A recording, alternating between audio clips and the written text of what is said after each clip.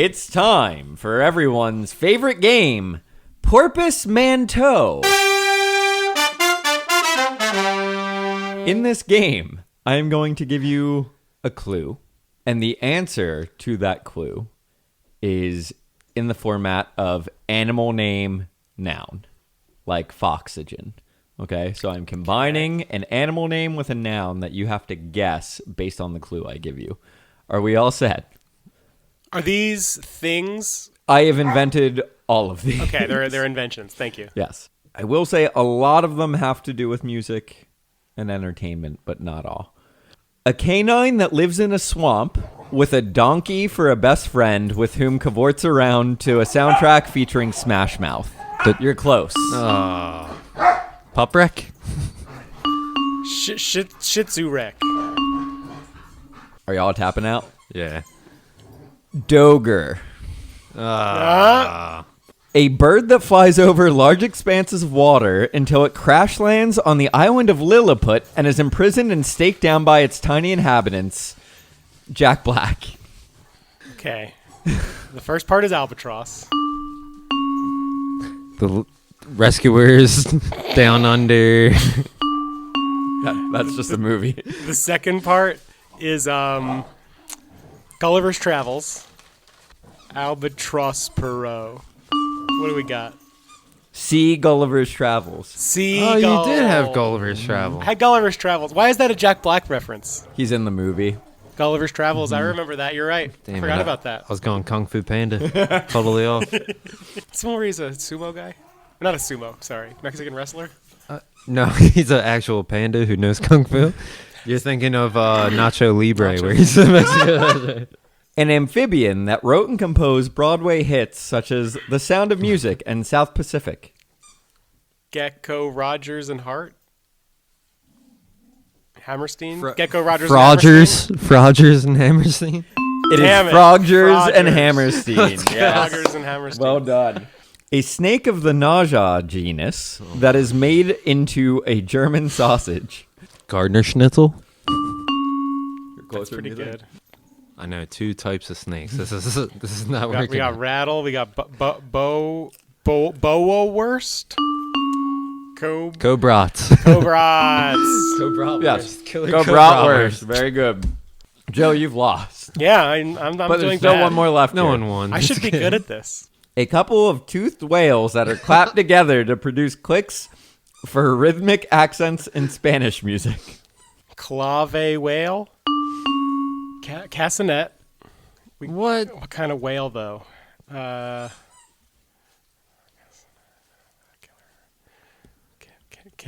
Killer net? Nope. Killer Cassinet. Blue sinet? Sperm sinet? Or castanet. Did we do enough of these yet? This is Deep Dive Divas. Each episode, myself and a guest diva listen to every blessed studio album by an artist of their choosing and share our findings with you.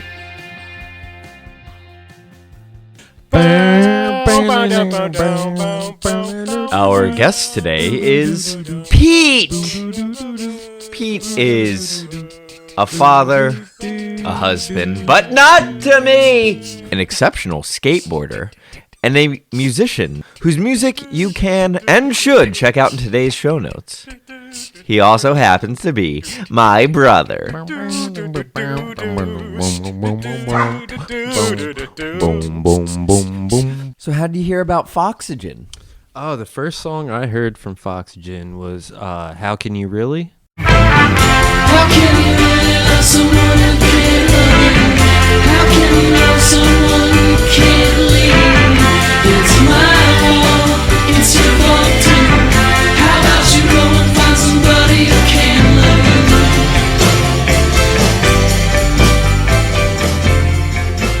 you? Which is actually off of Star Power, and probably maybe 1 or 2 or 3 songs you could actually use as a single off of that record. Yeah. But XPN was playing them at that time. And Okay. On the radio? Yeah, So just the- randomly XPN. Yeah. For the uninitiated, WXPN is the radio station of the University of Pennsylvania, sponsored by Subaru. Woo! Like What grabbed you about it? Like, So, why like, why was it interesting to you? definitely I noticed like the catchiness of it, and I immediately thought Todd Rundgren, you know, just that like classic kind of like hooky 70s. Yeah, that particular Kinda. record, I feel like it all bounces between like Rundgren and Bowie. Gazed up at me, and the answer was plain to see. 'Cause I saw the light in your eyes, in your eyes. Though we had our fling. As far as artists that we cover on here, they might be, I think they definitely are one of the more obscure bands that we've talked about. Yeah, I mean, besides So, Odd Todd Todd, Rundgren, yeah, it's hard. They're hard to compare. I mean, they have like the theatricality and stuff of like maybe a Meatloaf or something like that, or Who would you have lumped them in with at the time? For me, it was like Of Montreal. Were sort of- MGMT. that's where I was going. I think yeah. MGMT. Okay. I think was kinda MGMT is later, much though. catchier. Like, I think they're Right. more pop. But yeah, I guess you're right. They're- Now you know, like the Lemon Twigs, they're like kind of like Yeah. students of them though. Yeah. And even Foxygen, each album has such a different sound. So, Foxygen are an indie rock group formed in Westlake Village, California. They're sort of hard to lump into any single genre, but their music generally contains elements of psychedelic nature as well as experimental rock. So in 2005, follow me back, if you will, Jonathan Rado and Sam France, these two guys, start a band during their freshman year at Agora High School. the online program. No. And Jonathan Rado says, quote, "We were in another band that was kind of like the Doors or some shit. And Sam took all these recordings that we made and put overdubs of scissor noises and just banging a cup on them. The rest of the band fucking hated it. They were like, this isn't like the Doors. I loved it. And we just started to keep doing that sort of shit together." You can definitely tell experimentation is like a key component, especially the first three records, you know, just like trying doing whatever sound wise you like. Do you guys think the Doors would be better if there was a guy playing with scissors? And cups, yeah. Yeah. I'd love to see that band. I think they had enough going on. I don't think the scissor player was You don't think necessary. more is the problem? Yeah. Maybe you're right. Just another person for the drummer to hate. So these two kids are like 14 when they meet, and they will spend the rest of their adolescent and the majority of their adult lives together. Sam says of their relationship, quote, "We are too close to not have a life together unless we had some epic falling out. We've been through so much of that. I don't even know how the fuck we could break up at this point. We've been through absolutely every horrible thing." So the name, Foxygen, did not come from them playing a game like this. It came from the name of one of Sam's friends who said that a guy she found attractive was like her Foxygen. Like Oxygen. she needed it to breathe. Yes. But it's not just But regular also they oxygen, were- it's sexy They too. were really hot. So with their weird little band here, they end up taking first place at their Battle of the Bands the year they form. And they will start playing local shows, even though they're not actually old enough to play in many of these venues, including the Whiskey A Go-Go. They'll play at a bunch of these fairly big name places as teenagers. But most of the shows were at school at various functions. Jonathan says they would go on stage and fuck around with a melodica and a guitar. We wanted to play everything, so I went on eBay and bought every strange instrument. I would buy an accordion or a xylophone. We would bring them into shows, and we couldn't really play any of them, but it worked for some reason. Sounds awful to me. That sounds so annoying. I wish I could have had that childhood. To watch someone do that live on stage No, sounds I terrible. want to do it. I don't want to watch Oh, it. got it. Fair enough. So over the course of the next 4 years, they put out 4 different EPs. Their first proper record is entitled Jurassic Explosion Philippic. And just to give you a sense of how irritating that is, it is spelled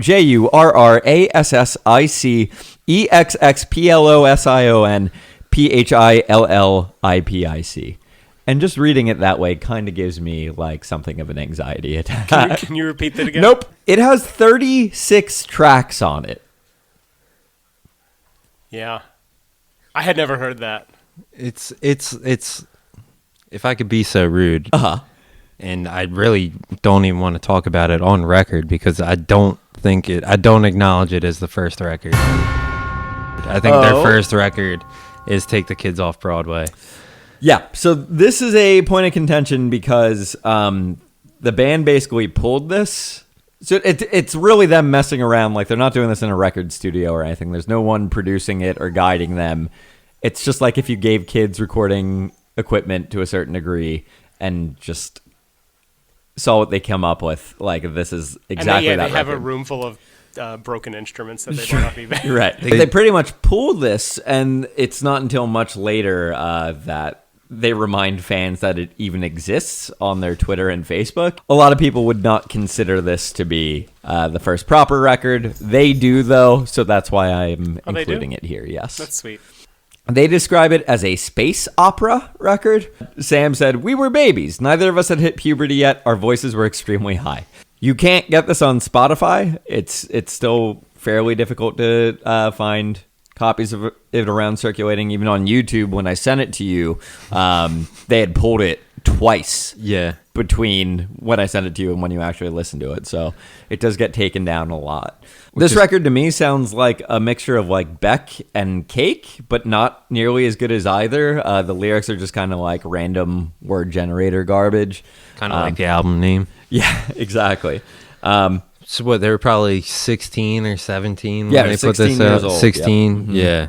So even for that, though, you could still see, like, the vision, like, in songs like Mama. For like, sure. It's still, like, you could see, like, they kind of have an idea of what they want to do. And even with the nonsense, too, like, incorporating as many instruments as possible.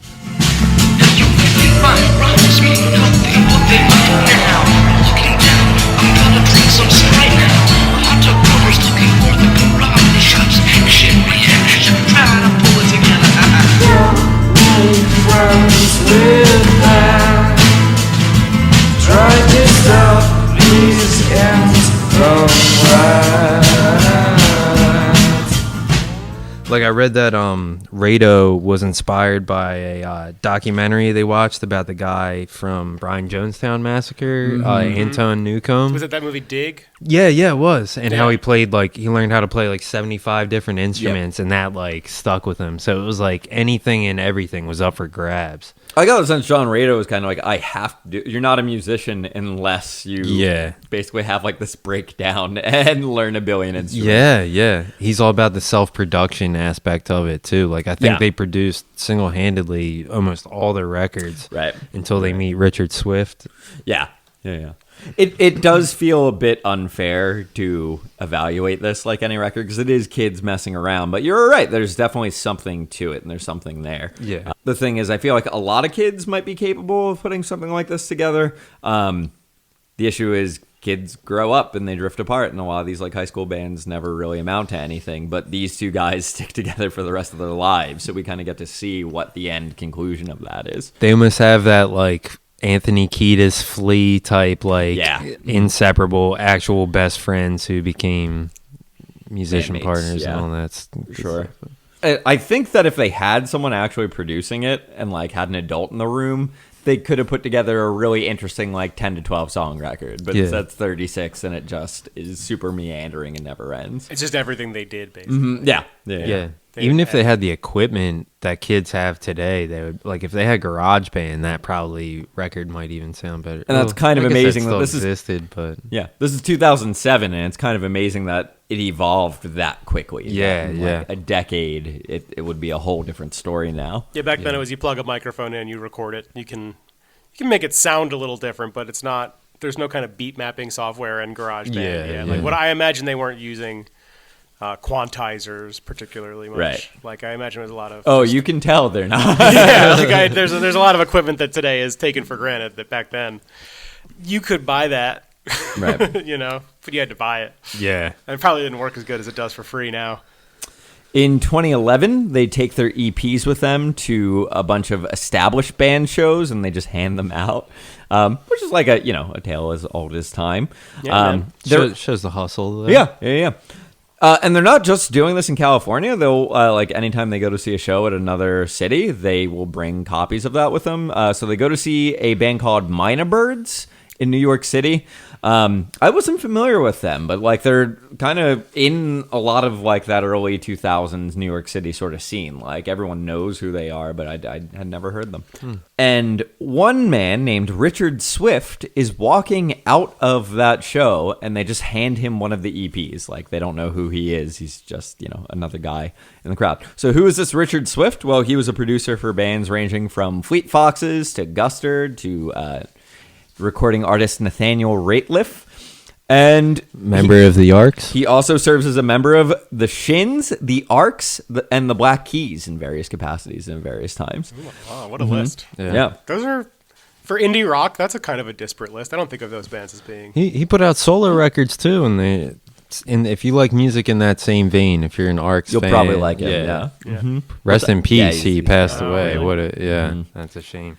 Richard Swift basically advocates for them to get signed to this record label called Jaguar Records, who are a member of the Secretly group, along with Dead Oceans and Secretly Canadian. We were talking about the Yeah Yeahs, and they're signed to Secretly Canadian. In 2012, they put out a single entitled Make It Known That May, and just a few months later, on July 24th, Take the Kids Off Broadway comes out, which I think is a fabulous title for an album. I really like that. I think it's ironic too for like such a theatrical album to be like get the kids. Yeah, talking about other kids like you're 17. They're now veterans of the music scene. He does not sound like a kid though on that. He sounds like a grown, like he knows how to sing and found his voice. Yep. I get a lot of like Mick Jagger vibes, especially from that song in particular, Make It Known. I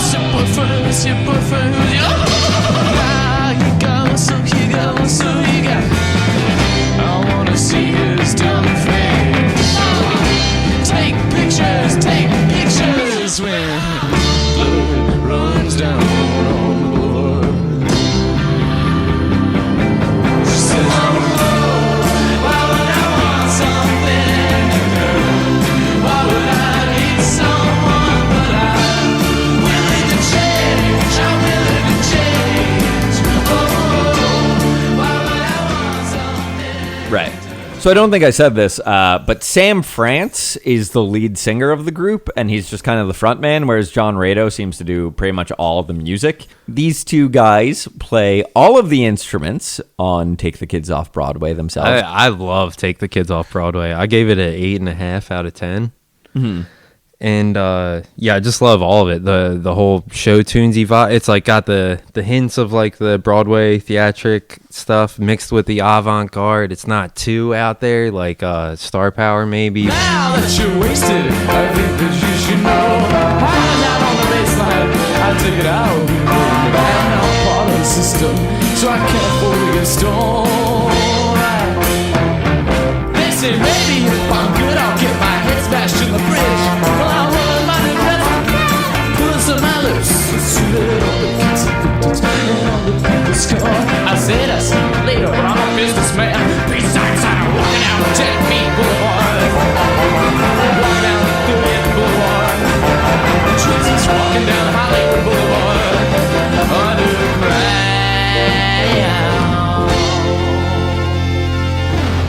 This is my favorite record by the band. I do like the musical influence on it. And again, that's really wild that they're, I guess they're in their early 20s by this point.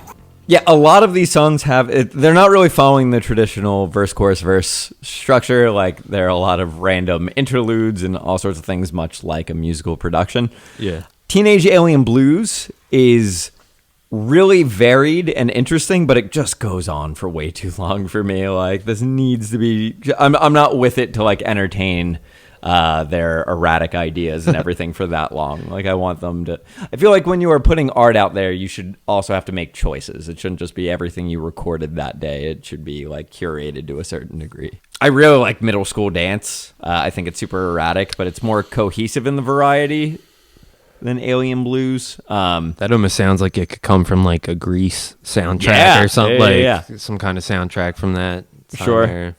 That's the one dedicated for Richard Swift, right? Yes. So Middle School Dance song for Richard Swift is my Yummy Yummy track. I know, they got it in there early. But But no, just for me, like, I think that this is an extraordinarily creative band and innovative in a lot of ways, and to me, the song showcases that.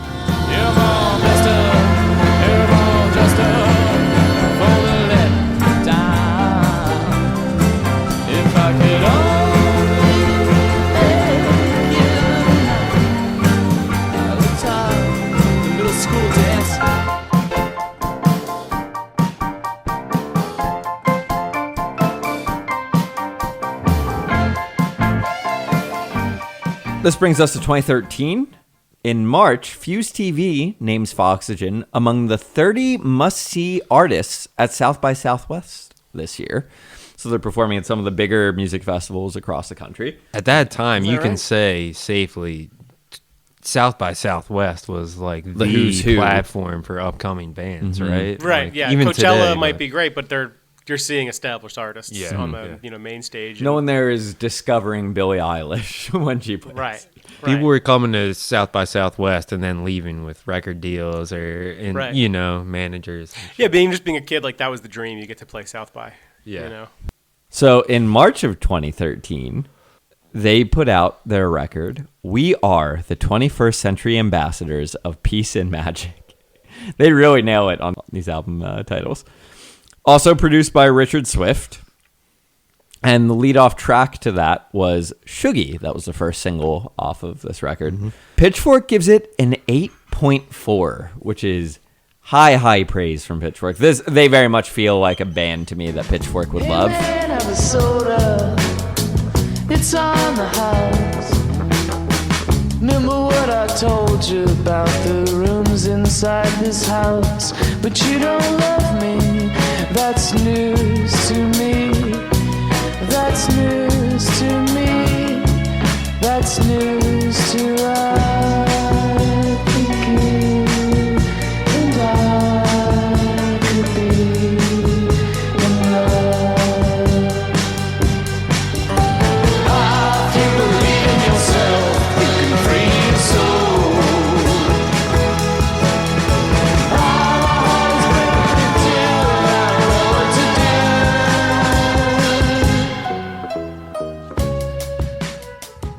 NME, the publication across the pond. Cheerio. Boo.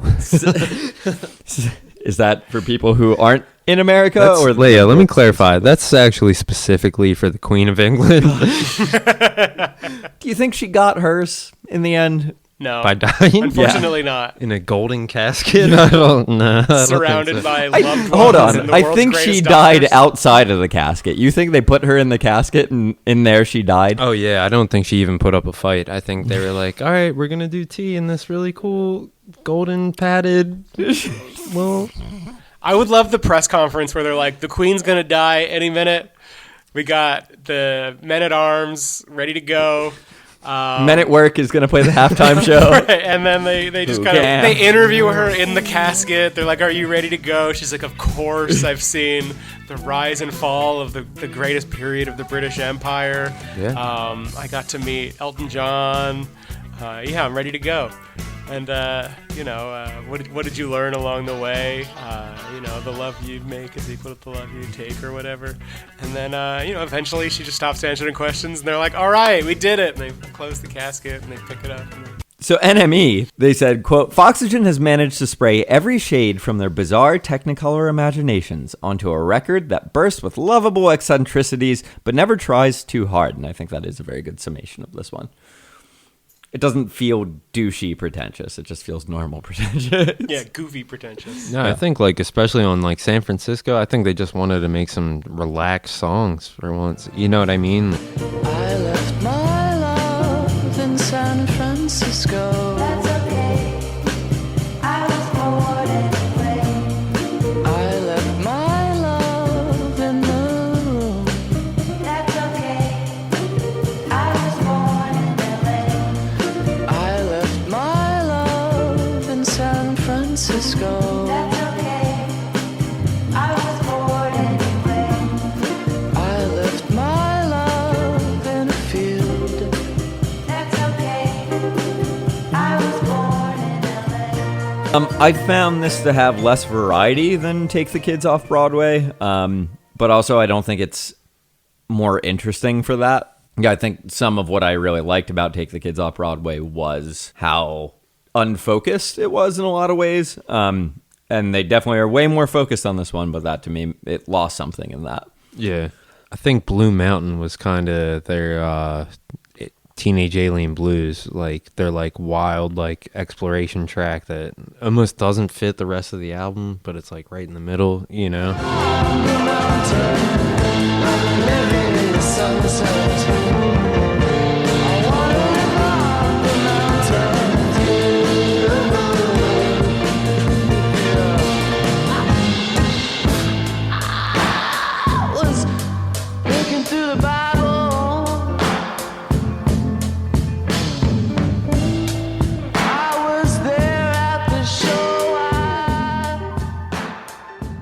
One track, and specifically one line from one track, called No Destruction, has the line, "There's no need to be an asshole. You're not in Brooklyn anymore." That has received a lot of attention, especially from the hipsters of New York. The band was getting interviewed and had this funny exchange. Jonathan says, "Sam doesn't like New York. Last time we were there, we had a horrible time. We got robbed at Webster Hall. New York's fucked Sam over quite a bit."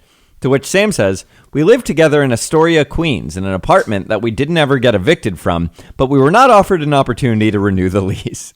They threatened to throw us out a lot because we made an album in the apartment. It's Astoria. It's not like a cool place like Brooklyn. Astoria is all families pissed off at Sam for screaming in the middle of the night. It was just really cheap. Sam was a professional babysitter there." So they made money. Pitchfork interviews Sam in kind, and he says, quote, "We play with a lot of these up-and-coming bands, and it's just like, God, I don't like the sound of people ripping off the dirty projectors. This sucks, dude." And this is like where I start to see Sam as a very unpleasant person, and I think he starts to get very jaded by the music industry following the release of We Are the 21st Ambassadors, A Piece of Magic. Yeah, I agree. I mean, I think I think he's like the cool like theater kid, and I think he gets like too good or like too cool for his own good at some point. You know what I mean? Mm-hmm. And it just seems like he starts to hate this. Like he hates playing live, I think. I think he hates the recording process. I think he hates dealing with these people in the music industry. Yeah, I think so too. I think he hates getting attention and doesn't know what to do with it. And it's weird because he fights so hard to get the attention, and then when he gets it, he's almost resentful of people for giving it to him. Yeah. Kind of like Kurt Cobain, where like he was mad at people for being fans of him, you know? Yeah. It's almost like that criticism and praise, like you can't handle either or, you know, like, and you could tell he starts to really have a hard time with it. And the more of an outlet he gets and the more people interviewing him and stuff he gets, like you could tell he's starting to let it be known. You guys have anything else to say about 21st? One of my favorite albums. Of all time? Mm-hmm. Yeah. When it came I'm out, a really big fan too. I listened to it constantly for 2 years. I don't know why exactly. I just found, I guess I liked the way that it changes a lot. I think that the songs feel really fleshed out, but not overly serious. Again, it sounds really clean. It sounds really clear. And it's just really just kind of fun, silly music. For those of you keeping score, in 2012 they put out their, really debut record that like was done through a record company and everything, and they put out an album every year. So in 2014, the record ... and Star Power is released. It's a concept album about a fictional band called Star Power, and it was run and gun recorded at home and in various hotels in Los Angeles. They seem to like making albums where they're really not supposed to. It's also a double record. It has 24 tracks. These 24 tracks are divided into 5 parts. The first part is entitled The Hits. The second part, Star Power Suite. Third, The Paranoid Side. Fourth, Scream, Journey Through Hell. And 5, Hang On to Love. That to me is such a theater thing. Like this is very much going back to Take the Kids Off Broadway. And how they end this album with the title of their next album. Mm-hmm. It's all, Yeah, they tease the sequel. Out. It's pretty wild. There is no other personnel listed at all in the credits of this album. They made the entire thing themselves. So this was the first piece of Foxygen music I owned any like physical forms of. You got your money's worth. It's 24 tracks long. Yeah, It's a lot of music. My lovely wife got it for Christmas, I believe. And, For you or for me. herself and you stole it? Was it a for you, for me gift? Who needs to get into the details on the record? I think they really wanted to make an album in a hotel room, like on their own. I think they wanted to really like stretch the boundaries. I think that at this point they were like, all right, let's get weird with it. Nothing's off the table, you know? I think some of it's terrible. I think some of it turned out pretty good. Like even the crazy stuff, like 666 and Wally's Farm and stuff like that, I can still get into. Sure.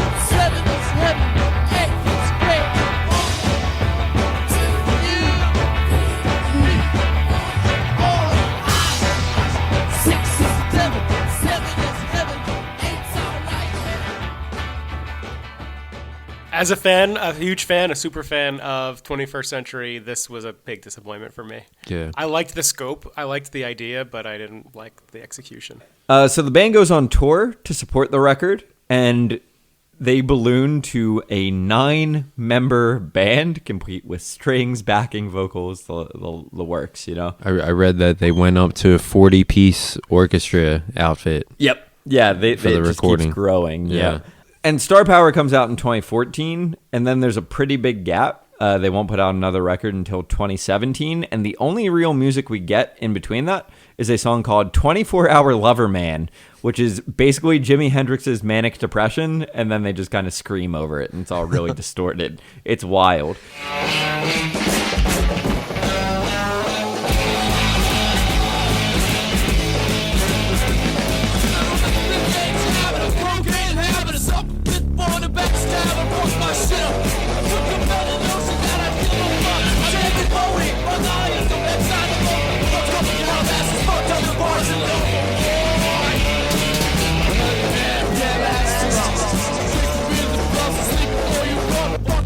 I'm supposed there's a coldest fucking North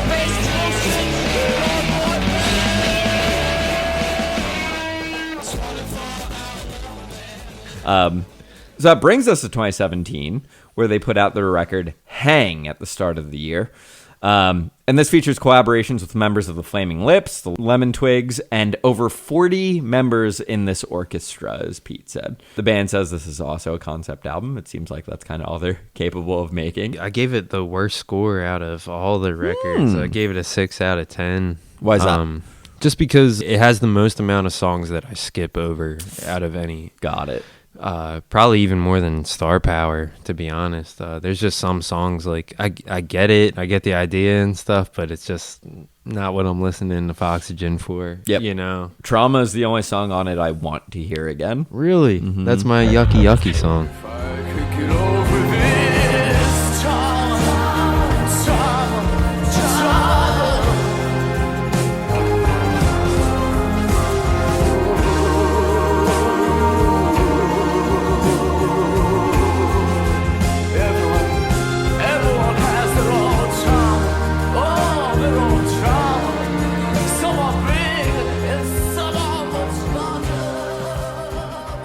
Interesting. Why? Honestly, I didn't even want to pick it. I don't really have an icky yucky song. It's just Out of all the songs, that's probably the one I'm going to skip the fastest. Okay. It just doesn't do anything. That song's or that album's so theatrical and so just over the top for me. Yeah. I like them continue more telling- psychedelic. Could continue telling my story with them. I listened to Hang once, and I don't know that I actually didn't skip songs during that listen. Yeah. I think I just was not impressed with any of it. Talk about sad though. Those are the saddest stories I think they have. Really? Some of them, like Mrs. Adams, is especially sad. Yeah. I don't think I gave it the time. Yeah. Well, if you want to be sad, put that on. Go back. Hey, Mrs. Adams, what you doing now? With the gun in your mouth. Jokers and clowns and just feel down. Hey!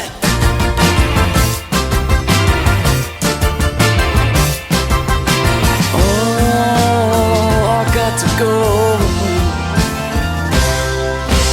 Don't you leave up when you see him coming down, 'cause you end up in the ground.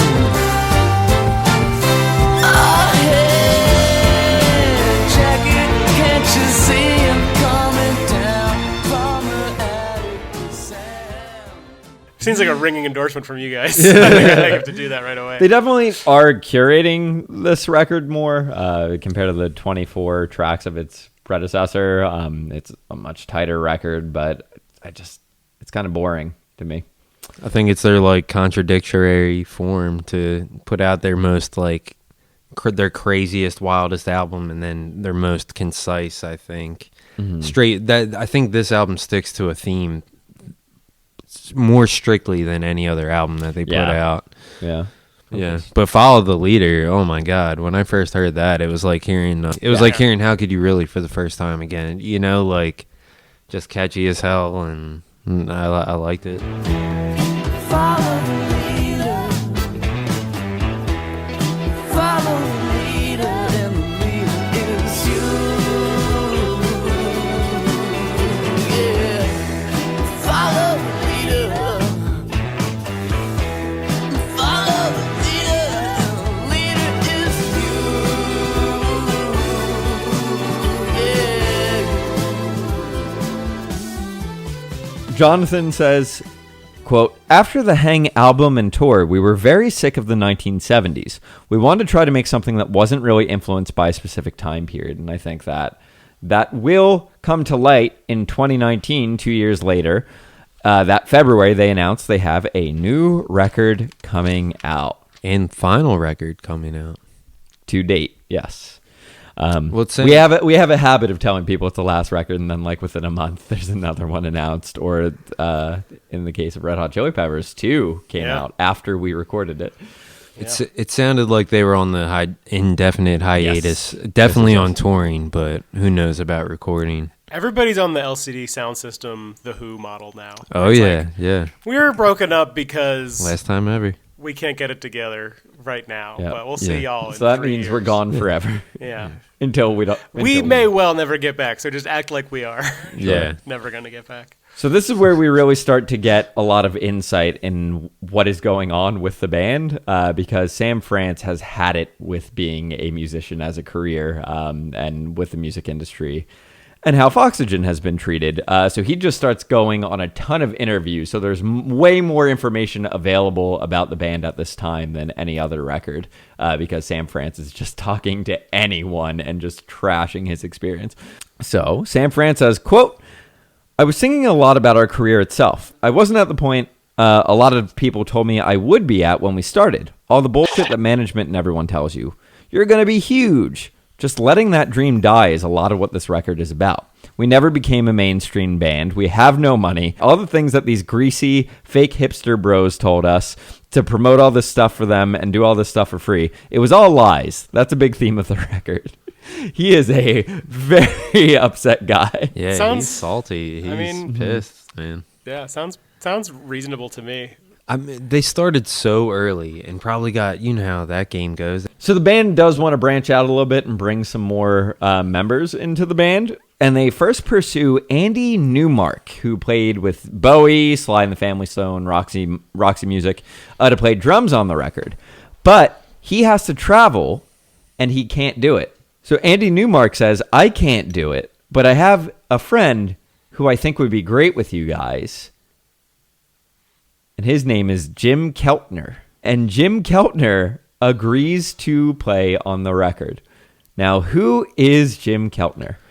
Let's ask Jonathan Rado who Jim Keltner is. Quote, he's in his 70s, but he has more energy than I do. We'd record 3 songs, and it would be like 11 p.m., and he'd be like, what's next, guys? He was ready to go all night.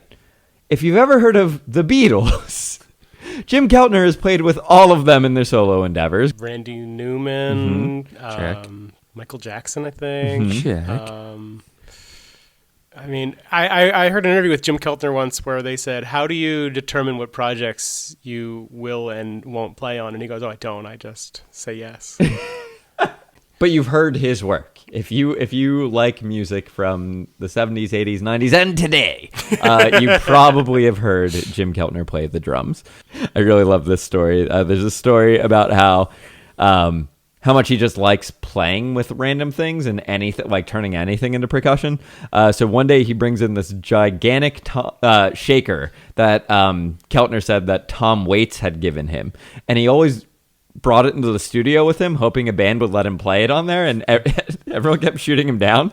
So they claimed it was like the size of a 2x4, and Foxygen was like, cool, you can play that with us. And you can hear it on their track, The Conclusion. We should just be friends.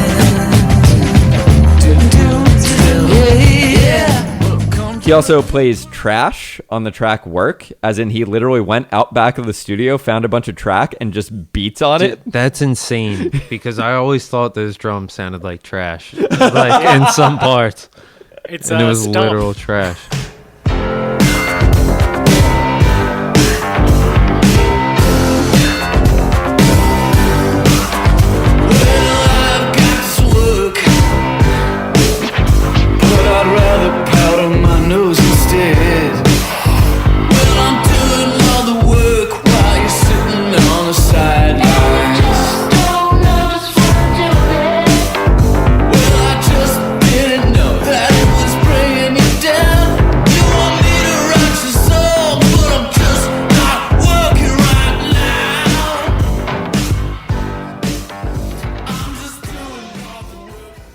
So all of this work and personnel culminates on their last album, Seeing Other People. It's much groovier and synthier, and I think better than the vast majority of their other music. This is news to you. I'm getting deja vu hearing that, but it is news to me. I would agree with that. I think it's definitely got a clear and concise groove about it. It's got the heavy synth-laced tracks. I'm excited to listen to it. See, as a fan, I jumped off at Worry because I didn't like it. And it felt like they put out a bloated album, and then they put out an album that didn't entertain me in a different way. And so I just wasn't tuned in. When this came out, I wasn't interested. Yeah. In learning about Jim Keltner being involved. And I just heard some of it for the first time. And it sounds like Beck. I love Beck. Yeah. I mean, if you follow the evolution, though, of the band, I mean, at least I didn't expect this to be where they were going. You know, I didn't expect them to make like a heavy, like almost like a dark pop. I don't know how you define it, but More adult. I think it gets thrown under the umbrella of chamber pop sometimes. Yeah. I think they kind of fit in. Like the Association or the Left Bank. Despite this being probably their most accessible record, they don't take it on tour. You have to consider that this band, in their desire to tour with like 40 to 50 members, they're not making any money when they go on tours. These are failing endeavors. And Sam France says in an interview, quote, I wanted to have some songs that would make me some money or that we could tour on, but then I decided I didn't want to tour anyway. I made that album that should have been really toured and promoted. The album that could have made us a crossover band. Then I decided, fuck it, I don't want to do that. I get the feeling a lot of times throughout their career that like the band does whatever Sam wants to do, and Rado kind of is just like Going along. all right, man, whatever you want to do. You know what I mean? Like whatever we can do to keep making music or not make music. You know, like just make up your mind, or I'm gonna do whatever you want to do, pretty much. Right. And here's the thing about that. Jonathan Rado, it's not like he needs Sam. It seems more like the opposite is true. Jonathan Rado, since 2016, has been serving as a producer for other acts, ranging from Tim Heidecker to the Lemon Twigs, who they worked with on their own records. Father John Misty, Yeah, that was a surprise to me. I did not know he produced the God's Favorite Customer album until this. But once you start diving in, you can start to pick up on the Foxygen aspects of it. Yeah, I never knew that. But now that I think about it, I can hear it on a song like was it Mr. Tillman? Yeah. I think that song sounds very much like San Francisco Yeah. or other Foxygen songs. And I think in a certain sense, Father John Misty was reining in his sound on that record. Jonathan Rado will also work with The Killers on their last 2 records, Imploding the Mirage and Pressure Machine. So he's going to be okay. Mm-hmm. Oh, yeah. Meaning, what becomes of Sam France? Well, Sam France says that he'll work with anyone, which is always good. Quote, I don't have any biases or complexes. If people are willing to pay, I'll go wherever they want me to go and give my 2 cents on the record. I'm not an extremely, well, yeah, I am. I'm a great producer and an accomplished songwriter. I was writing charting records by the age of 21. I've done production on all of Foxygen's records. I've ghostwritten records for other people. I've sung on hundreds of records. I'm a performance artist. I'm an actor. I'll do any type of entertainment work by the hour for anyone who needs it. I do it all. Do you think he pronounced it performance artiste? How much do you think it would cost to have Sam France for, say, a birthday party or bar mitzvah? He says he will go anywhere. Does he mention an hourly rate, or is that a business card? Do you have a favorite memory associated with Foxygen? I was really blown away seeing them live. I thought Rado's multi-instrumentalism, I didn't think it was going to transfer live, but I was really impressed with the size of the band they brought. And again, I can remember clear as day him going back and forth, soloing on piano and guitar without, like, doing it in a way that was, like, cool as shit, but not, like... Did he have not like corny, you know what I mean? Like, did he have the just guitar awesome. on the like free stand where you don't have to wear Nah, it? he was throwing that shit behind his back like a Whoa. cowboy. Yeah, and going to the piano. Was he then picking it back up and throwing it behind his back and playing Yeah, piano? and then he threw the piano behind his back when he was playing guitar, which was Like even a more cowboy. impressive. Yeah, like Bon Jovi. This guy sounds like some kind of cowboy. Like on a steel horse he rides. If you rearrange the letters of Foxygen, it spells John Wayne.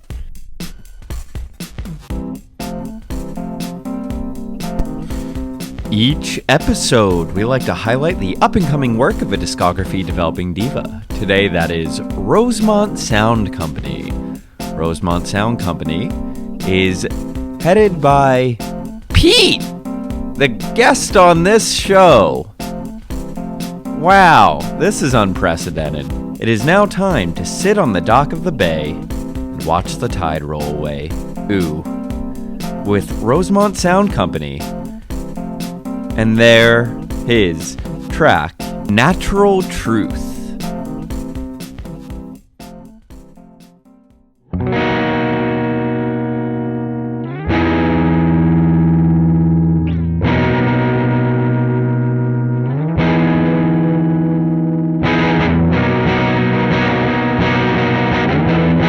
So then, here is a conception of nature. How something is trust.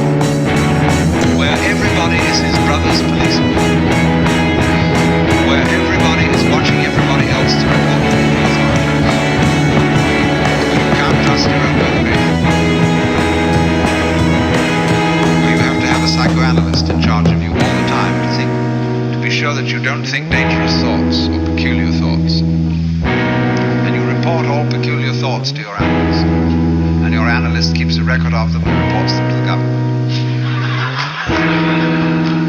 And everybody is busy keeping records of everything. It's much more important to record what happens than what happens. This is already eating us up. It's much more important that you have your books right.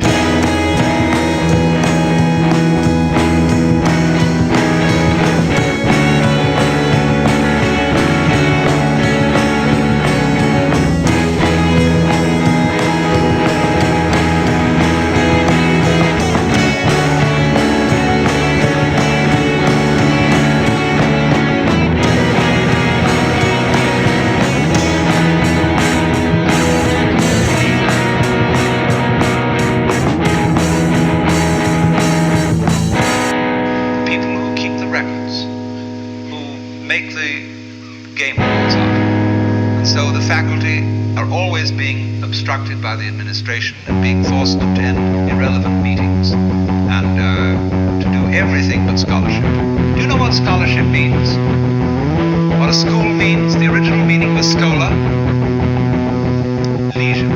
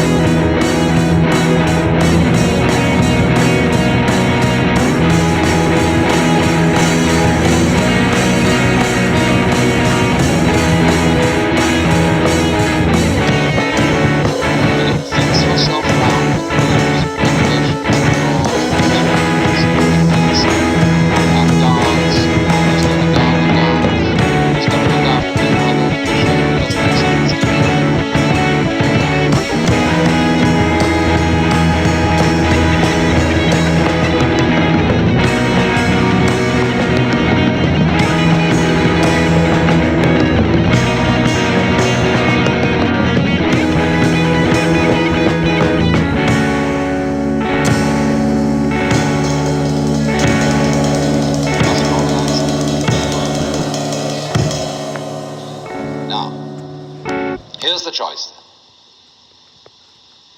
Are you going to trust it or not? If you do trust it, you may get let down. And this it is yourself, your own nature, and all nature around you. There are going to be mistakes. But if you don't trust it at all, you're going to strangle yourself.